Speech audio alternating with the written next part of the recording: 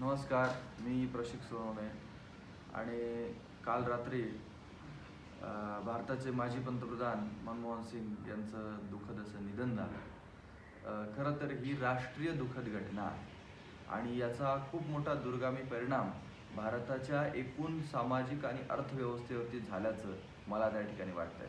Doctor साहेबांचं योगदान हे देशासाठी किती महत्त्वाचं होतं आणि किती आहे हे मला असं वाटतं सांगण्याची आवश्यकता नाही. मला असं वाटतं इतिहास त्यांच्यासोबत न्याय करेल. इतिहास त्यांच्यासोबत न्याय करेल आणि येणाऱ्या काळामध्ये सुद्धा तरुण पिढींसोबत त्याचबरोबर येणाऱ्या नव्या पिढीसोबत सुद्धा त्यांचा कार्याचा गुणगौरव त्या ठिकाणी होत राहील. त्यांचं कार्य हे समाजातल्या तळागाळातल्या शोषित, वंचित, पीडित, दुर्लक्षित, उपेक्षित अशा सगळ्या घटकांसाठी राहिलेलं आहे. ते चिंता व्यक्त करायची, प्रत्येक घटकाबद्दल ते चिंता व्यक्त करायची.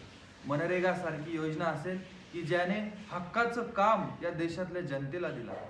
त्याचबरोबर माहितीच्या अधिकारासारखं एक मोठं शस्त्र डॉक्टर साहेबांनी दिला.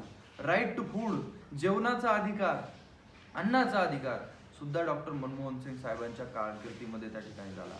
1991 साली बुडती अर्थव्यवस्था, त्या बुडत्या अर्थव्यवस्थेचं चाक जे काही घसरलं होतं देशाचं, त्याला रस्त्यावरती आणण्याचं काम डॉक्टर साहेबांनी त्या ठिकाणी केलं.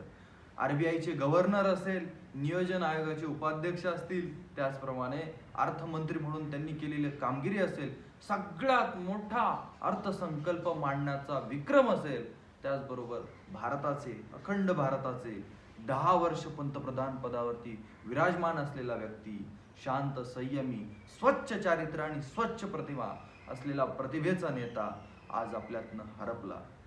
ही खरं तर प्रत्येक भारतीयासाठी अतिशय दुःखद गोष्ट आहे. माझं आणि त्यांचं एक व्यक्तिगत भावनिक नातं राहिलं.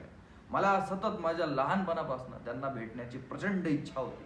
मी 5वी-6वी पासून ज्या वेळेला माझं शालेय शिक्षण घेत होतो, हे शालेय शिक्षण घेत असताना पंतप्रधान म्हणून मी त्यांनाच बघत होतो आणि पंतप्रधान म्हणून जेव्हा मी त्यांना बघत होतो त्यावेळेला माझ्या मनामध्ये हीच भावना होती की हा देशाचा व्यक्ती आहे, हा सर्वोच्च व्यक्ती आहे, हा सुप्रीम व्यक्ती आहे आणि खरोखरच पंतप्रधान पदाला मोठं करण्याचं काम खऱ्या अर्थानं जर कोणी करावं तर त्यापैकी एक असलेले डॉक्टर मनमोहन सिंग साहेब आहेत. आणि त्यांचं हे जे मोठं योगदान या देशासाठी राहिलंय, या राष्ट्राच्या उन्नतीसाठी राहिलंय, हे खूप मोठं आहे. 2008 साली आलेल्या आर्थिक मंदीमध्ये सुद्धा भारताला त्याचा जराही फटका बसला नाही, कारण अर्थव्यवस्थेचा सरदार देशाची कमान सांभाळत